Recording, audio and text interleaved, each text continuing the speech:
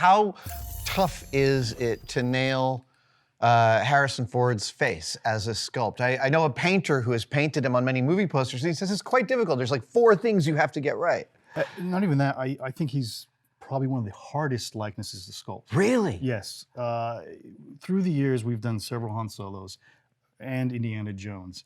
And it's funny because Indiana Jones looks like Indiana Jones and Han Solo looks like Han Solo. They don't cross? No, not at all. So you can't use an Indiana Jones face on a Han Solo? We've learned that in the early days. We're like, this is a great Indy, let's make this Han. And then you realize, no, there's something's off. And I think it is the acting in the character. The way he holds his whole... Yep, everything. Even the hair. I mean, at one point when we had the output out, we're doing some tweaks, and it was just, it's like, he doesn't have enough volume in his hair. We need to, he's got that 70s awesome look. Yep. Yeah, so the Farrah Fawcett. And you almost have to slightly exaggerate those sort of things just so that, they read at this scale. I'm curious, actually, that slight exaggeration, because I'm assuming that it might happen in other areas that aren't necessarily totally obvious, that you pop certain details in order to get them to be seen. Yeah, obviously he's got his scar. Right, so, right. Those are the, I think, the little walk points that's what they look for to register that, for a likeness. Dude, I'm so fond of this sort of extra narrative, the color here, the construction here. It fills out a beautiful sort of vision of like a piece of Star Wars has literally been torn out of the universe. Oh, appreciate that. And you can put it on your shelf. Well, it's funny because when we first painted this with all the khaki and the tan colors from the cantina, it was different. And then as we're sitting there realizing, looking at it in different light, it's like, this scene's dark. I think we need to go darker. And so we intentionally went a little bit darker and put some washes on it, just so you felt a little bit of the atmosphere and the mood of the scene. Yeah. All right, Anthony, you used to run the paint department here. Yeah. Well, I was just talking about this beautiful, beautiful sculpt, and I was really admiring the paint job, and I wanted you to walk me through some of the aspects of how you guys achieve a paint job like this. Yeah. I mean, it basically starts off like, this is a section of the Han piece. We did a quick 3D print and just sectioned it off for kind of demonstrating some techniques. Okay. But, when we do a movie piece, it always, as you know, reference is key. Right. But also there's also the people carry with them their perceptions that can culturally go very deep, that aren't correct. But you still battle have that to on a service daily that. basis, Yeah, because we'll find ourselves, whether it's paint or sculptors, where we have that notion in our head of what something looks like, and we're very confident, and we might go down the rabbit hole, and then we check reference, and we're like, wait, what? How come Harrison Ford looks way younger than I remember him, or whatever it may be, So that is the question I have about this one, because by making this sculpt, like it's been cracked out of the Star Wars universe, you've given yourself a new problem, which is what does the inside of the universe look like? But you also don't, I'm sure, you don't want to draw too much attention to that. Right. So can you guys have your institutional knowledge about how to sort of lay weathering into this, which looks, by the way, like a dream. Yeah, there's a lot of textures. There's a lot of good texture in there. And everything. Yeah, I mean, when we do this, there's various things like the cutaway books, and we've done a base years ago from like Jabba's Palace and some other stuff. So we're pulling some architectural kind of vibe and references from the world. So some of this stuff has already been met and talked about in the past. So we kind of like, well, let's do this, and of course, we'll do it, we'll concept it, we'll sculpt it, but we also have to, show it to, Disney, Lucas, and get their approval as well, because they might go, absolutely not. Well, so I'm curious about that for approvals. This beautiful red blue line. Well, you see this on some of the toys and in the movies and everything. So it's carried throughout product and in the movies, and so we get to replicate that as well. Well, let's lay on some paint. Okay. Yeah, I'll do some washes, and we'll go from there. All right, sir. Let me load up the airbrush. Is your airbrush of choice there? Is that an Iwata? It's an Iwata. Yep. Dude, that's every place I'm going lately. I used to use Badger when I first started, and no, they were like, everybody's like, you don't use an Iwata? No, should I? And then once I did, I was like, okay, I know exactly what I'll be using from now. So basically, you've got like an umber. Yeah, this is, and they have fancy names on them. I think Caramel. This one is, they're towards the crafty crowd, but it's kind of like a a brownie caramel color. And, I'll pick the colors. It's like, what do I want to shade? What do I want it to, how do I want the weather to look like on the piece? I wouldn't go blues or reds or unless it needed to be some kind of weird oily fluids or something like that. So this I'll just kind of shade out. And when working with alcohol inks, they're so thin. I mean, they're like thinner than water. They're really thin and they're intense. So if you've never used them, I would recommend, practicing and just kind of like seeing how they work. The good thing with alcohol inks is that they evaporate like instantly. So it's already dry. Yeah, to get these things to run or anything, you really have to get on it. You have to push it. Yeah. So that's another beauty of it all. So let's see, I'll go in here and I'll just kind of do a little shading around, and I just go with kind of like broad strokes because the magic is you're just pulling out details. Is afterwards when we'll break the alcohol and get them to kind of. So this is almost like you're staging the alcohol at this point. Right. Yeah. Just kind of doing some broad shading because once again, since they are alcohol, you could use denatured alcohol.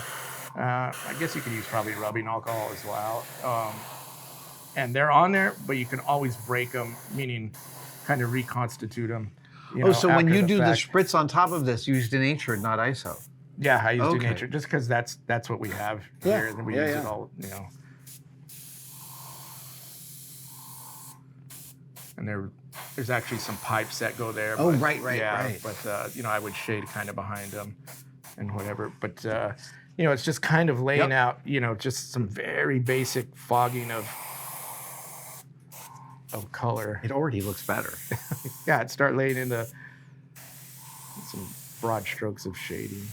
And when you're doing this broad strokes, do you usually start with one color? Or do you do a couple to begin I'll with? I'll do one, and it just really kind of depends on what I'm trying to achieve. Fair. If it gets really crazy, usually if I do the weathering, sometimes I'll go in by hand and then start picking stuff out and use a sponge and various techniques to kind of just plot out color.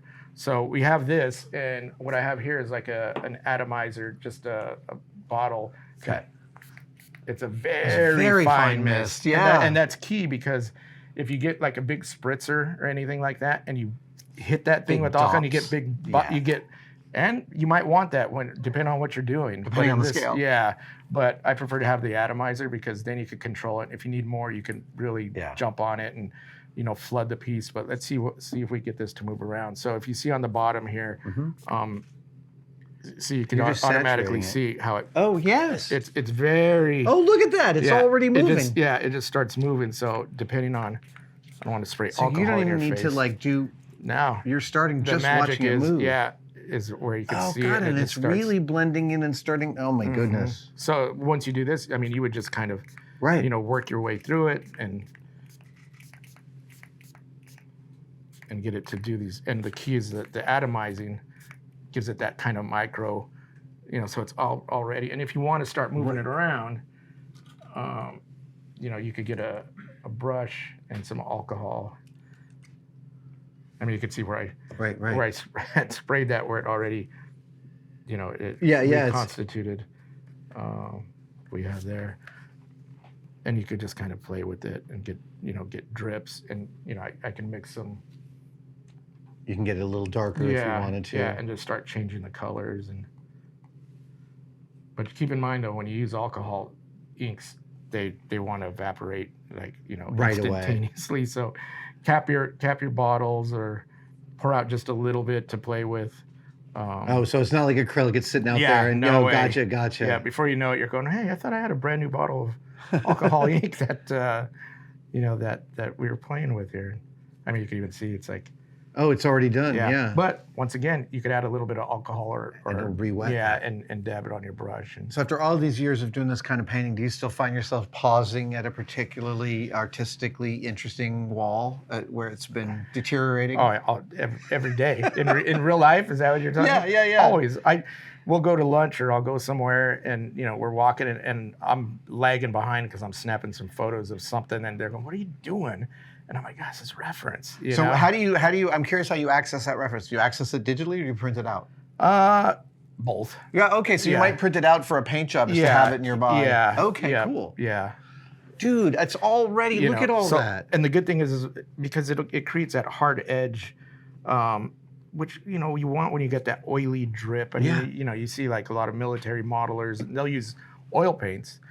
But if you ever use oil paints, they take forever to dry. They But the totally good thing do. is you can always manipulate those while you're working. But if you're not accustomed to doing it, you could also muddy up your paint job real quick and find yourself in a place where it's like, Oil you might paints, get discouraged. oil paints have always given me my best paint jobs while I'm removing them. Right, exactly, exactly. Like they mess up, I Yep. mess up. Yeah, and you try find pulling you it find off. some happy accident, and you're like, oh, that looks pretty good. No, that you totally know? happened with Yeah. me with an architectural Yep. model.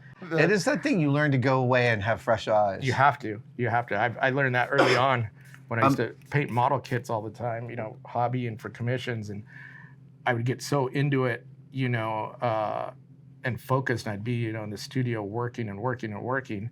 And I wouldn't pull out of it. And you get caught up in a weird place where it's like, Some part becomes way too yeah, detailed. it's like, wow, you know, I also really appreciate how little you're doing here. yeah. I think when it comes time to it, it's like go light, don't overcommit, because if you overcommit, you can find yourself in like, Look at that, it's how do already, I- your brush is yeah. already mostly dry. yeah, you know, Oh my gosh, I love that. and then you know switch up a color, so we're not working with the same color. Do you have a procedure where you like start with a light color and move towards darker colors, or is it different for every project? It's different for every project, Sure. really. I mean, it depends on what I'm working on. On what color lights your boat? Yeah, and if you're painting and you kind of realize like, well, you know, if you paint too dark and you follow up with a lighter color, you'll never get it to show up or play ball. So you want to like, Right. you know, it's like, okay, so sometimes you really have to think about it in your head before you commit, and then other times you could just, you know, have fun with it. It really just depends. Now, this color's almost exactly the same. It's just a little bit. But like I said, if somebody isn't, you know, doesn't own an airbrush, or they don't have to use an airbrush. No, clearly. They can paint by hand and work it, and especially since it's weathering, you don't need that fine gradient. You know, if you're looking for drips or whatever it may be. I'm always, I love what that second color does. Even when it's close to the first color, Yeah, the depth yeah. just gets increased Yeah, by and sometimes exponentially. sometimes you don't even pick up on it. Let's switch up to something a little bit darker. These ones Ooh, a dark one. Yeah, these ones I haven't used, but it should be the same here. They're all pretty much the same. And this is the first time you're trying out this particular. This one, yeah. Yeah. I'd replenished the ones I had, and I was like, you know what? I'm gonna try some that are a little bit more affordable and see if there's any, you know, difference to how they react or whatever. So, you know, right there, it's looking. You can see what it's doing, yep, but it yep. doesn't look so naturalistic. so so you you- could get some alcohol and just kind of reactivate it and let it kind of and blend it down, and you know. And you really, I see you really letting the variegations happen where Yeah. they're natural, like Yeah. the darkness on the Yeah, edge of because that. you know, in real world situations, like as we were saying, you know, when you look at reference, you get that like weird pulling and where stuff gets on the edges and that water staining, and you know, it almost looks like watercolors. I think sometimes people get, when they do weathering, they want it real. Their weathering's too clean. It's easy to make it super Yeah, uniform. yeah, and it's like no, that you're taking away from the organic, natural vibe of weathering. Well, every time I look, so I've got this brick chimney in our summer house, and I look at it and think, what if it was blank? Right. How would I weather it? Right. And it would not the way it's weathered. Right, The way it's exactly. weathered is weird and it gets strange. It gets weird. Yeah. See, and then when I sprayed it, and it got, now the pigments found another right, place right, and got right. like a little bit darker and a lot. So it's almost like you're creating like a little ecosystem. Like it's doing its own weathering once you get them in there, which And- is kind of a weird way to talk, you know, to explain it. Yeah, So, like, but if again, you're letting the Yes. liquid do its See, thing. if I really get on it, And it's gonna break. And if I hold it this way, it's gonna want to start running down and combining and doing a lot of stuff, which I find sometimes, you know, that kind of serendipity kind of plays off like nature. You know, you don't, you know, water's running and dirt and It also feels like the car stakes are exhaust. low. Like Yeah. even if you totally mess this up, you can wipe it back up. Do you end up doing like clear coats between when you know you've gotten it Yes, locked? lock it down. Yeah, okay, good. Yeah, most definitely. I Because it's love like, clear coat barriers for paint progression. and the key thing too is like when you work with something like alcohols, you know, because they're solvent and they're so easily reactivated. When you do your clear coats, sometimes you want to do a light dusting. Oh, the dust, Don't right. flood it, because if you flood it, it could reactivate the whole thing. Right. And it's just, you're just like, whoa, I just did something that there goes all your weathering. So usually I like to lock it down with a thin coat, just a light dusting, let it dry. Yeah. And then you could do a couple other coats where you feel, like, okay, I'm not going to screw this whole thing up. But you can see all that. I really now it looks like flooded it's it. almost a patch that went wrong. Yeah. So that's why I like messing with these, because it kind of takes the stress off of you to kind of do, and you get happy kind of accidents and stuff that, if I tried to blend this and mess with it and get it to look like that, like it has like some weird white edging where it's reacted to the paint and then it's kind of self-blended, I'm like, oh yeah, I like the way that looks. But if you're sitting there and you're trying to achieve that, sometimes you'll find yourself in, like I said, you'll muddy something up to the point to where it's like, well, it looked cool at one point, but I kept messing with it. And now I'm freaking out that I ruined something, because I liked it at one point. What about the super darks? Like when you want some little accents, is it hard to control them? If I need something specific and I know about, how these react, I might not use alcohol. So there's actually, I can show you something real quick that's not with alcohol. Let me make sure. So I worked at a taxidermist for like a year back when I was a kid back in Colorado. And so I was amazed at looking at taxidermy catalogs and how many products that they had and paints that were kind of somewhat unfamiliar to me. They have like a multitude of transparent paints. Yeah. And everything is geared towards organic, fish and mammals and everything. So they're all warm tones. I mean, for the fish, there are some crazy pearls and everything else. But you see paints that you don't necessarily see in the artist market. Yeah. And I was always painting dinosaurs and monsters and everything. I was like, what are these? And they even had a line of paints that were self-blending, which sounds bizarre. And it is bizarre. And I kind of, cut my teeth on messing with some of those. So it was like, if you laid down a color and you painted on another one, they would bleed, which if you didn't know what you were doing, you could wind up with a mess. You could end up with soup, right? Yeah, exactly. But the 5-gallon bucket of brown paint. Yeah, exactly. Without getting too far off base, there was looking at all these different paints. There was one. So when you see guys doing deer mounts and antler mounts and everything, if you know, a lot of the times when you see taxidermy nowadays, it's you got the hide and everything else is foam and fiberglass, and they're not using everything else. So if they have a casting of the antlers or whatever, they want to stain them to make them look like the antlers. So some of these companies have created stains for antlers, and they're like brown, white, black, whatever.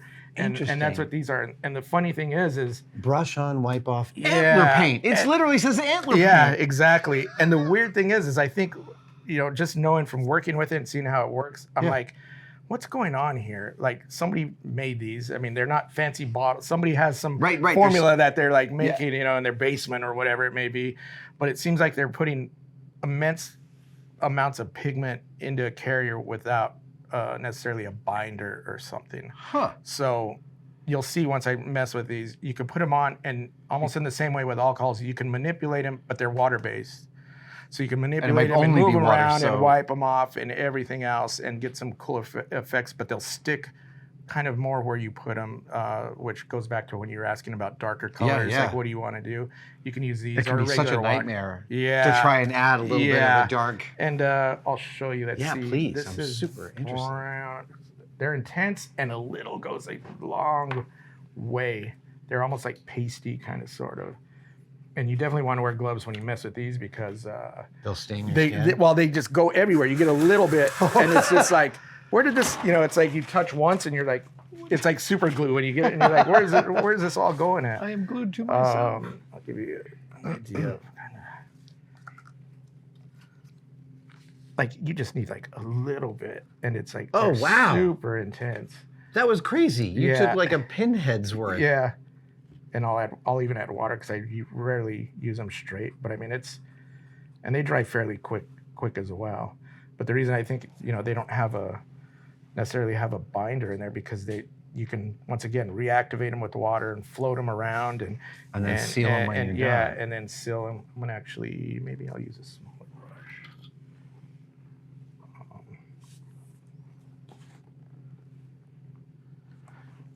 And let's say I go. Maybe if I want something. Oh, look at that brush in the crack where I want to get it a little bit deeper. And it looks a little harsh, but once again, since it's water soluble, you can go in there and float around. And even if you wanted, you could experiment with alcohol. I'm big on using alcohol to break paints. Golden, their formulation back in the day, used to be able to break it really easy with alcohol, and then they reformulated it. And ruined it for me. Maybe that's what I've been suffering Yeah, with. because we used to use it quite a bit. We had the technique nailed down. Yeah, you'd use the alcohol spritz to get it to lay in. And then they changed the formula, and it never worked the same again. At ILM, we also like the technique of airbrushing ISO over the surface before painting. Yep. Yeah. Oh, that is really cool. Okay. And these ones, well, when they dry, they shift a little bit. But I mean, you get a Do blow they shift dry. up or down? Darker or lighter? They get a little lighter. Okay. But not by much. But you could always use a blow dryer, you know, to kind of see what's going on and dry them off real quick. Also, when you seal them, sometimes they'll disappear. But it really depends. You just got to play with them, and then once you know the medium and know what it's going to do, you know how to kind of wrangle it and stuff. I was just mounted my blow dryer holder to my workbench There you go. because it's time. Yeah. It's time for them to There's live this together. like just sitting there, you know. You know, it's like I need two hands. exactly. Yep.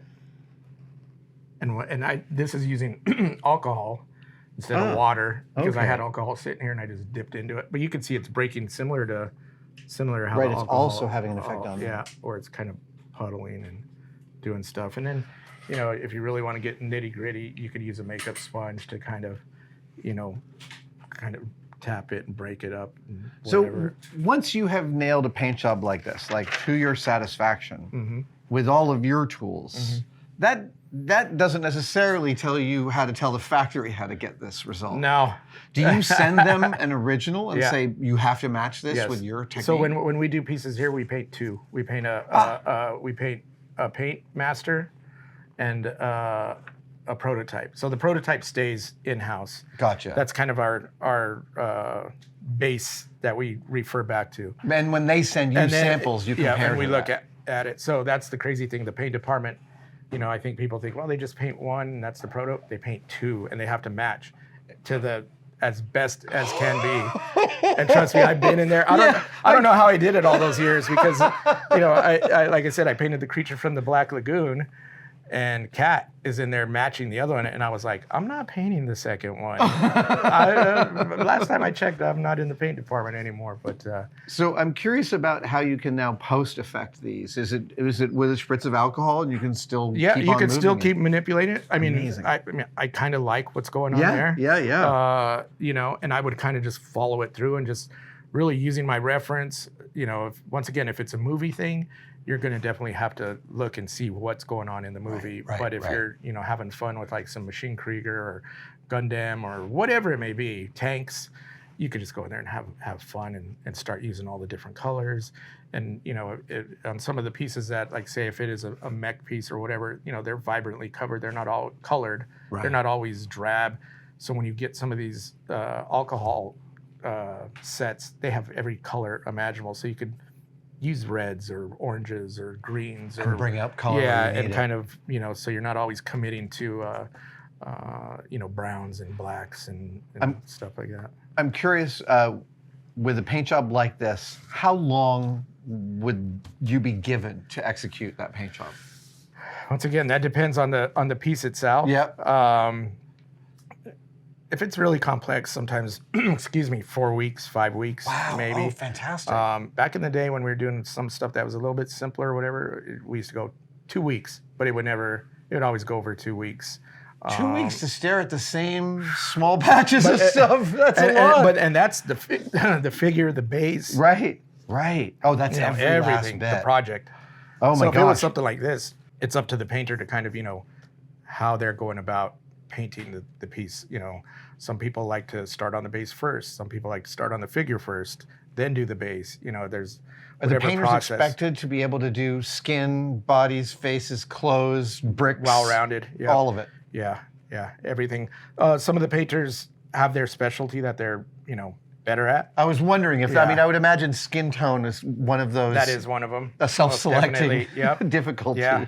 Yep. Because that is absolutely like every time I've tried to paint skin tone, it has given me mad deep levels of respect for anyone who does it well. You and me both, and I haven't done skin tones for a while, and I almost get anxiety when I'm like, oh, I'm gonna paint some skin tones. I haven't done it for 10 years or something, and then I'm just like, can I do this? And then it might take me a while, but then I'm like, oh yeah, okay, I remember now. It's funny because it is such a difficult thing to do to get something like that to gel, but it's also like I sometimes think I only make stuff so I can eventually paint it, because the painting is where That's the fun part. everything comes together. I've always said it. I go, the painting is the icing on the cake, because you can either make it look super nice, and you could, or shall I say, you can have a really nice piece and you could take it to the next level. You could have a really nice piece and you could totally make it look not so nice anymore. So I'm always like, paint's the icing on the cake. That really puts the polish and ties everything together. I really appreciate the education in the alcohol inks. This is definitely going to become a new part of my repertoire. Anthony, Awesome. thank you so much. Thank you. Yep. Amazing.